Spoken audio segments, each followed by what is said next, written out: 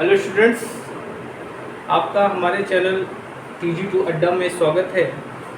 आज मैं आप लोगों जो इलेक्ट्रीशियन के सेकेंड ईयर के बच्चे हैं उनके लिए मैं DC जनरेटर से इम्पॉर्टेंट क्वेश्चन सॉल्व कराने जा रहा हूँ।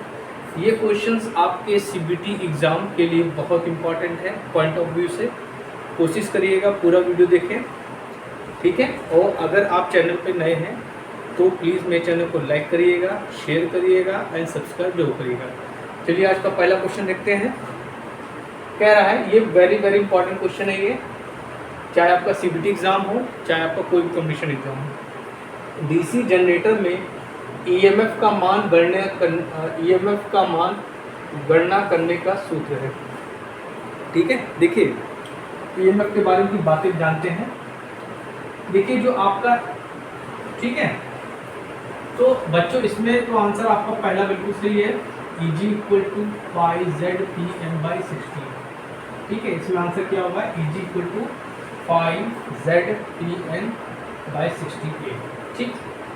अब देखिए ये जो आपका EMF होगा, आर्मेचर की बात करें तो जो आपका EMF होता है ये बेटा आर्मेचर में डेवलप होता है। क्या होता है, आर्मेचर में डेवलप होता है।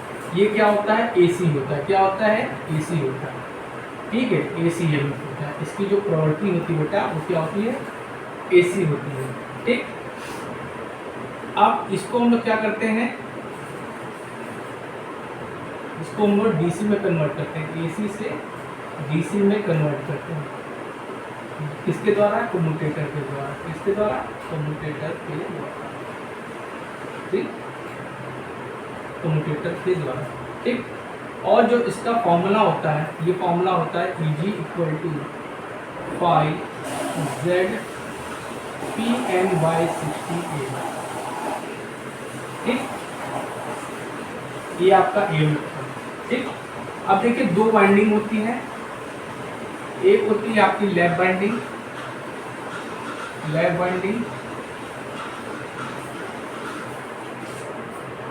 एक होती है आपकी वेव वाइंडिंग।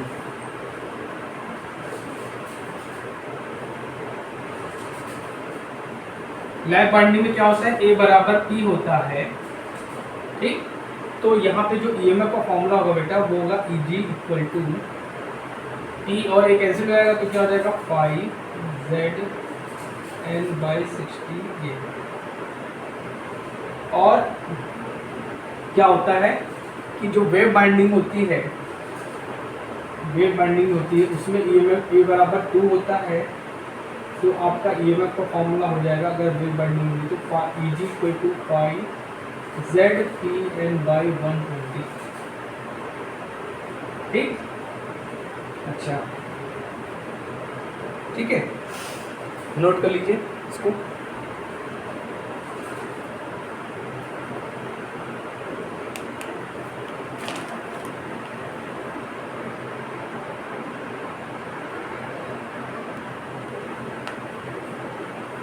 अब बच्चों अगला क्वेश्चन है, ब्रश को बनाने के लिए किस सामग्री का प्रयोग होता है, ठीक है।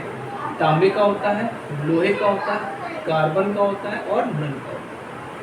देखिए क्या होता है,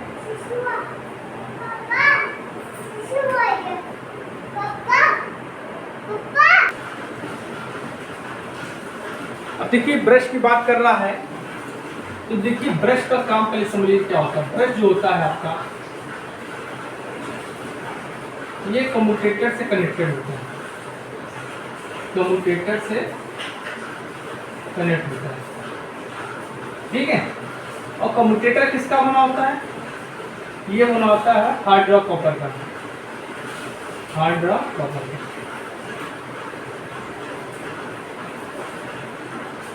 इसका क्या काम है, कम्यूटेटर का AC को DC में बदलना, ठीक। और इसको हम मैकेनिकल रेक्टिफायर भी कहते हैं, मैकेनिकल रेक्टिफायर, ठीक। अच्छा, अब ये क्या करता है, कम्यूटेटर से धारा लेता है और बाहरी सर्किट को धारा पहुंचाता है, बाहरी सर्किट को सर्किट को धारा देता है, धारा प्रदान करता है।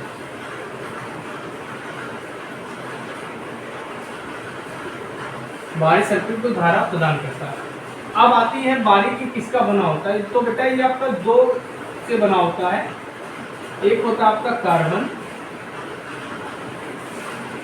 और एक होता है आपका ग्रेफाइट। ठीक, तो बच्चों इसमें क्या दिया आपका, कार्बन दिया है, तो बेटा इसमें आंसर क्या होगा आपका, कार्बन। ठीक, नोट कर लीजिए।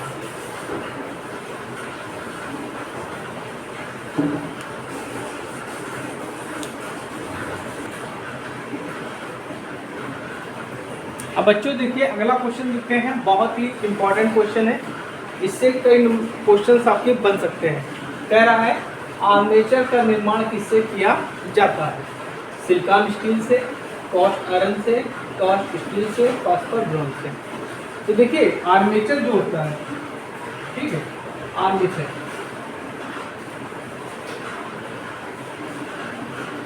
ये रोटेटिंग पार्ट है। क्या है, रोटेटिंग पार्ट, रोटेटिंग पार्ट, क्या आपका ये रोटेटिंग पार्ट है। ठीक बेटा, किसका बना होता है, सिलिकॉन स्टील का, सिलिकॉन स्टील।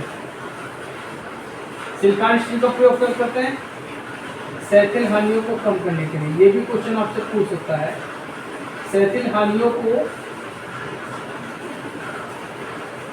कम करने, सैथिल हानियों को कम करने के लिए हम सिलिकॉन स्टील का प्रयोग करते हैं। और इनकी जो पत्तियों की मोटाई होती है वो होती है 0.35 mm से 0.50 mm होती है। ठीक, अब इनको क्या करते हैं बेटा, लैमिनेट करते हैं। ये भी क्वेश्चन पूछा जाता है। ठीक है, जहाँ पे लैमिनेट की बात आए तो आप लोग आंख मूंद कर किस पे लगाएंगे, एडीकरण लॉस, एडीकरण लॉस। एडीकरण लॉसेस को कम करने के लिए हम इन कोर को क्या करते हैं, लैमिनेट करते हैं। ठीक, जो आपका फास्फर बॉन्ड है ये आपका स्लिपरिंग स्लिपरिंग बनी होती है। जो स्लिपरिंग होती है बेटा, स्लिपरिंग क्या होती है, आपकी एसी में यूज होती है, एसी मोटर्स में आपकी स्लिपरिंग यूज होती है। ठीक है, ये क्या करती है, डीसी को एसी में कन्वर्ट करती है, डीसी को एसी में कन्वर्ट करती है। ठीक, अब आते हैं आपका कास्ट आयरन और कास्ट स्टील। इससे बनता है आपका योग, योग माने बॉडी। ठीक, ये क्या होता है, बड़ी मशीन के लिए होता है कास्ट स्टील, बड़ी मशीन, और ये होता है आपका छोटी मशीन। नोट कर लीजिए। हाँ, कभी कभी आपसे सैथिल हानियों का फॉर्मूला क्या होता है, कभी कभी आपसे सैथिल हानि का फॉर्मूला पूछ लेता है, तो ये होता है WH = KH Bmax की पावर 1.6 Fe। ये आपका सैथिल हानि का फॉर्मूला है। और जो आपका एडी करंट का फॉर्मूला है बेटा वो होता है WE = KE Bmax square F square T square B। ये आपका सैथिल हानि का फॉर्मूला है, नोट कर लीजिए, सॉरी एडी करंट लॉसेस का फॉर्मूला है।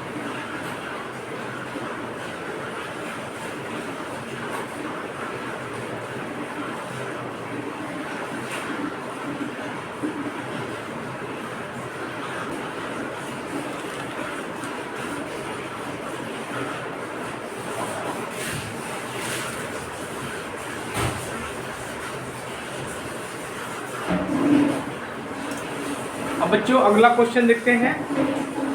कह रहा है कि अवशिष्ट चुंबकत्व के अभाव में कौन सा जनरेटर कार्य करता है, separately excited DC generator, shunt generator, series generator, compound generator.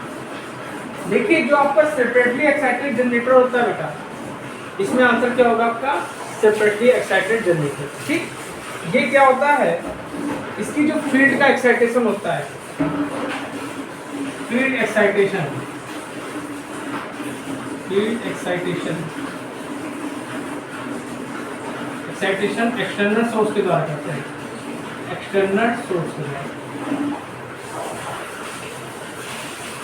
तो बच्चों का आंसर क्या हो जाएगा आपका? Separately excited DC generator. आज चलिए इसका हम लोग थोड़ा फिगर देख लेते हैं, डायग्राम। तो ये आपका क्या होगा? फिगर हो गई, और यहाँ पे एक्साइटेशन कर रहे हैं दूसरे सोर्स के द्वारा। दूसरे सोर्स के द्वारा क्या मतलब आपकी बैटरी भी हो सकती है, टरबाइन भी हो सकता है, और ये आपका आर्मेचर हो गया।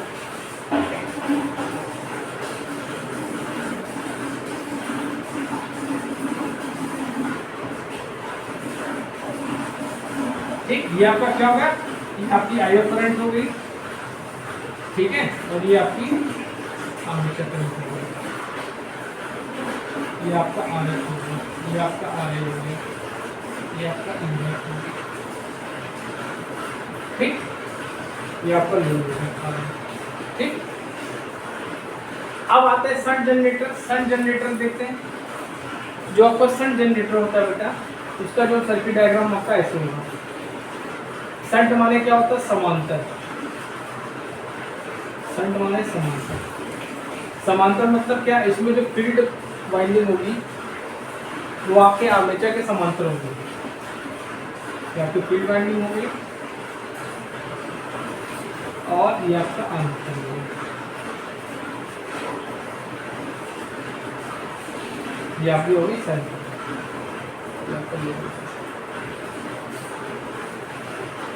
इसमें जो क्या होता है? मोल्टन होते हैं। क्या होता है? मोल्टन।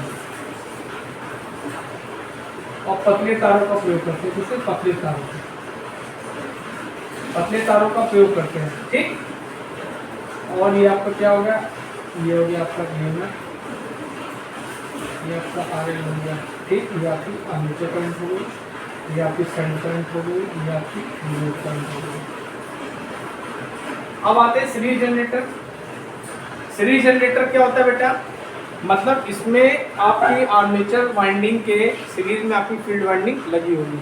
मतलब ये आपका क्या हो गया? फील्ड वाइंडिंग हो गया,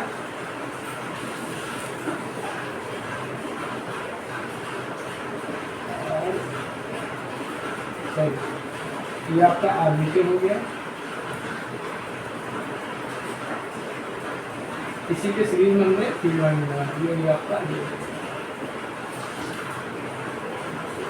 RL हो गया, ये आपका RSC हो गया, या प्लस माइनस EMF जी, ये आपका RA, ये आपकी आर्मेचर करंट, ये आपकी सीरीज करंट, ये आपकी लोड करंट, ठीक। देख लीजिए। अब देखिए एक बात और बता देते हैं, सबसे अच्छा वोल्टेज रेगुलेशन आपका शंट का होता है। Best voltage regulation, best voltage regulation. और सबसे पुअर किसका होता है? इसका होता है पुअर वोल्टेज रेगुलेशन।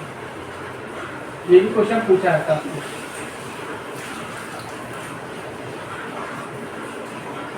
इनका प्रयोग कहाँ है? इनका प्रयोग हम लोग कहाँ करते हैं? क्रेन्स में करेंगे, हॉइस्ट में करेंगे, ठीक। इसका एज अ बूस्टर यूज करते हैं, एज अ बूस्टर।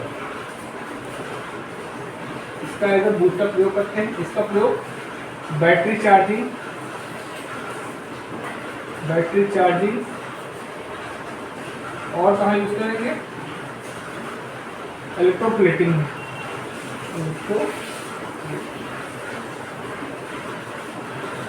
इसका प्रयोग ज्यादा अब नहीं होता, ठीक, बहुत पहले होता है।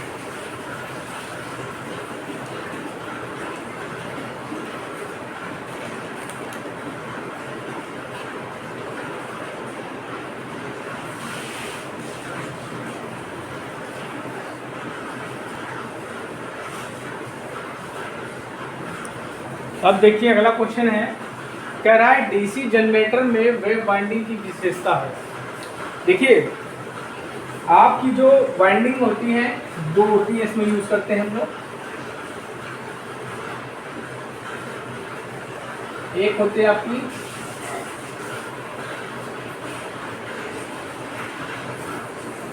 लैग वाइंडिंग, एक होती है आपकी वेव वाइंडिंग। एक आपकी लैप बाइंडिंग, एक आपकी वेब। लैप बाइंडिंग में क्या होता है, ए बराबर पी होता है, और इसमें क्या होता है, ए बराबर 2 होता है। समांतर पथ जो होते हैं फोर्स के बराबर होते हैं इसमें, और इसमें 2 होते हैं। लैप बाइंडिंग कहाँ प्रयोग करेंगे, जहाँ पे हमको हाई करंट चाहिए, हाई करंट और लो वोल्टेज। जहाँ पे हमको हाई करंट और लो वोल्टेज चाहिए वहाँ पे हम लोग लैप बाइंडिंग का प्रयोग करेंगे, और जहाँ पे हमको हाई वोल्टेज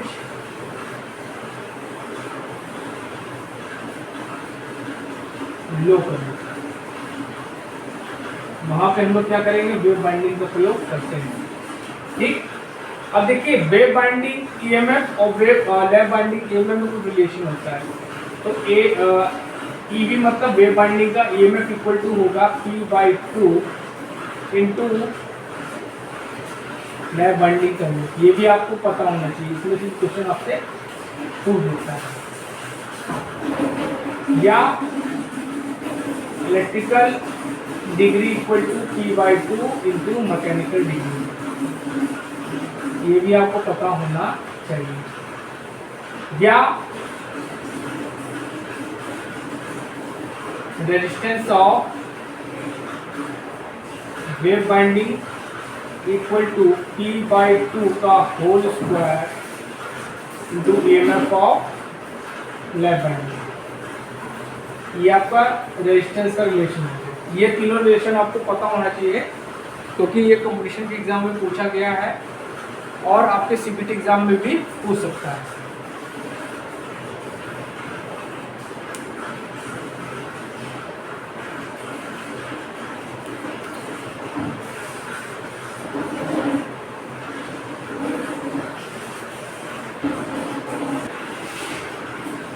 अब देखिए बहुत अच्छा क्वेश्चन है ये। कह रहा है कि कम वोल्टेज, ठीक है, और हाई करंट डीसी मशीनों के लिए ब्रश किसके बनाए जाते हैं, एल्युमिनियम के, कॉपर के, आयरन के, नन के। तो बच्चों इसमें आंसर क्या होगा आपका, कॉपर। क्या होगा, जब हमको लो वोल्टेज हाई करंट होता है तो हम लोग कॉपर का ब्रश बनाते हैं। ठीक है, अगर आपका कार्बन का ब्रश बना होगा और अगर आपका ग्रेफाइट का बना होगा। बहुत अच्छी चीज बताने आ रहे हैं आप लोगों को। तो यहाँ पे वोल्टेज ड्रॉप 1 वोल्ट लेंगे और उसका लेंगे 0.5 वोल्ट। ये अभी आपको पता होना चाहिए।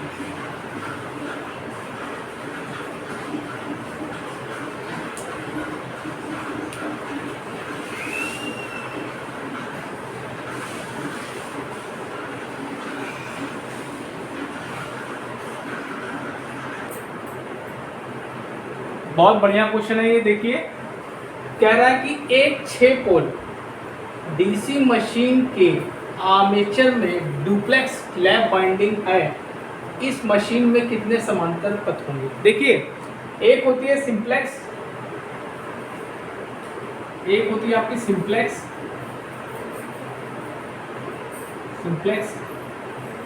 लैप बाइंडिंग,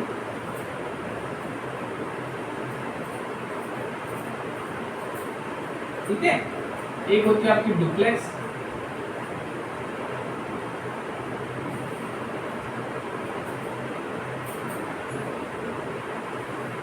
एक होती है आपकी ट्रिप्लेक्स लैप बाइंडिंग।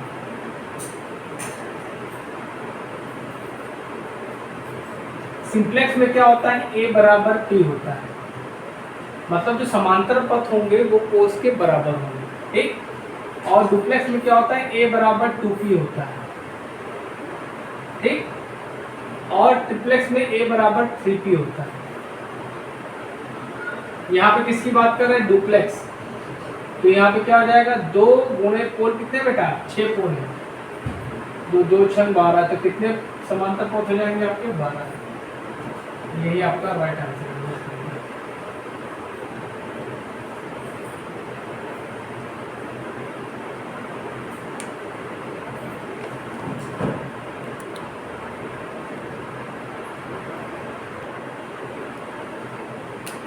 देखिए बच्चों,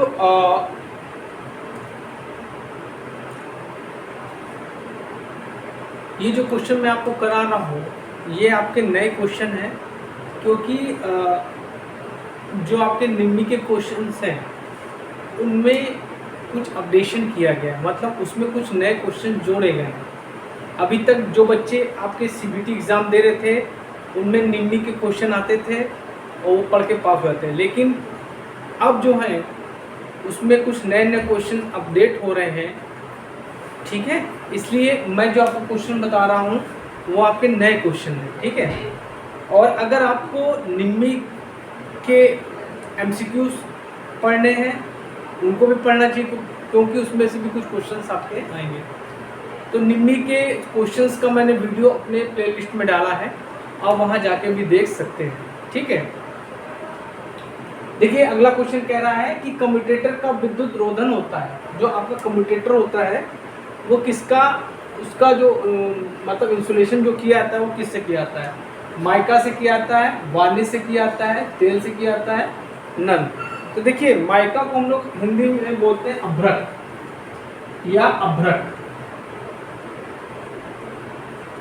अभ्रक, ठीक। अब पहले देख लेते हैं कम्यूटेटर होता क्या है, ठीक। देखिए जो कम्यूटेटर होता है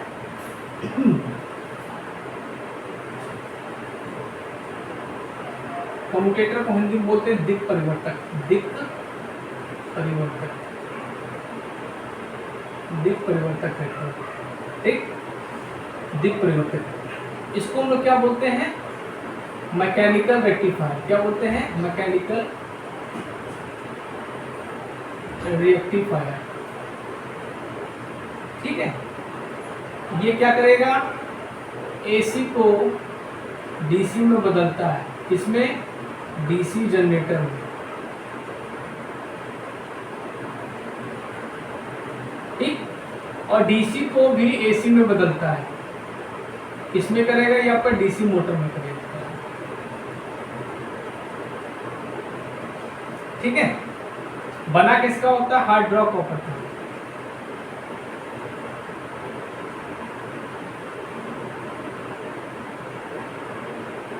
अब आते हैं इंसुलेशन की बात। इंसुलेशन जो है आपका माइका से किया जाता है, माइका से या अभ्रक। तो बच्चों इसमें आंसर क्या हो जाएगा? माइका या अभ्रक। नोट कर लीजिए।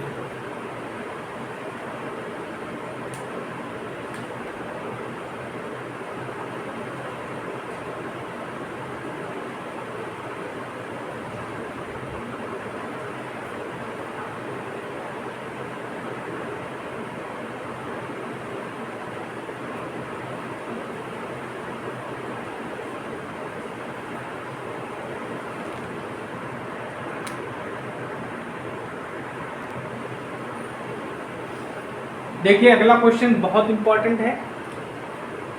कह रहा है आर्मेचर रिएक्शन का क्या प्रभाव है? कम्यूटेटर पे स्पार्किंग होगी, ईएमएफ में कमी होगी, आयरन लॉसेस में वृद्धि होगी, नहीं। तो देखिए आर्मेचर रिएक्शन होता क्या है?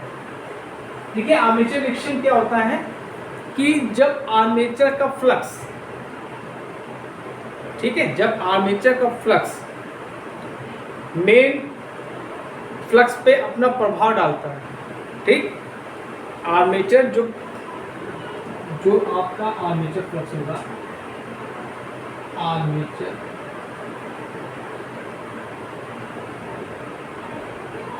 आर्मेचर फ्लक्स, ये क्या करती है? मेन फ्लक्स पे प्रभाव डालती है, मेन फ्लक्स पर प्रभाव, इसी को हम लोग बोलते हैं आर्मेचर रिएक्शन। क्या बोलते हैं? आर्मेचर, इसी को बोलते हैं हम लोग आर्मेचर रिएक्शन, ठीक।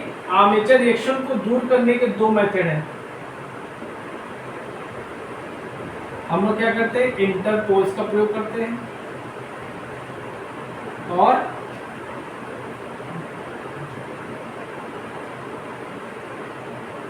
कंपलसेटिंग बाइंडिंग का प्रयोग करते हैं, कंपलसेटिंग बाइंडिंग का प्रयोग करते हैं। ठीक, ओके। आर्मेचर रिएक्शन भी दो प्रकार के होते हैं, एक होता है आपका क्रॉस मैग्नेटाइजिंग और एक होता है आपका क्रॉस होता है और एक और होता है, इसमें ध्यान नहीं आ रहा है। ठीक है, अब इससे क्या होगा, जो आपका जो ईएमएफ उत्पन्न होता है आर्मेचर में, जो आपका ईएमएफ उत्पन्न होगा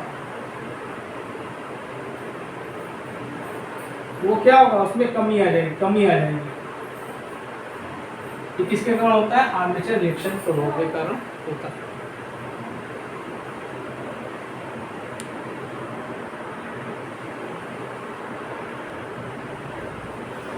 देखिए आज के लिए लास्ट क्वेश्चन कह रहा है कि आर्क वेल्डिंग में किस जनरेटर का प्रयोग होता है। शंट जनरेटर का करेंगे, सीरीज जनरेटर का करेंगे, डिफरेंशियल कंपाउंड जनरेटर करेंगे, कम्युलेटिव कंपाउंड जनरेटर का करेंगे। तो देखिए शंट जनरेटर का प्रयोग हम लोग कहाँ करते हैं, इसका प्रयोग करते हैं बैटरी चार्जिंग,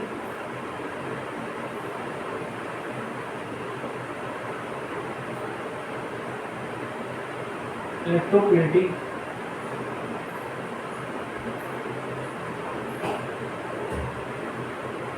ठीक। सीरीज जनरेटर का प्रयोग डीसी ट्रांसमिशन लाइन में करते हैं, डीसी ट्रांसमिशन लाइन में बूस्टर की तरह एज अ बूस्टर का प्रयोग करते हैं। आर्क वेल्डिंग में इसका प्रयोग करते हैं, डिफरेंशियल का आर्क वेल्डिंग। ठीक, इसमें बाइंडिंग कौन सी होती है, आपकी लैप बाइंडिंग होती है। ये भी क्वेश्चन पूछ सकता है कि जो आपका डिफरेंशियल कंपाउंड जनरेटर है उसमें बाइंडिंग कौन सी होती है, तो उसमें लैप बाइंडिंग होती है, जिसमें क्या होता है, मोर करंट।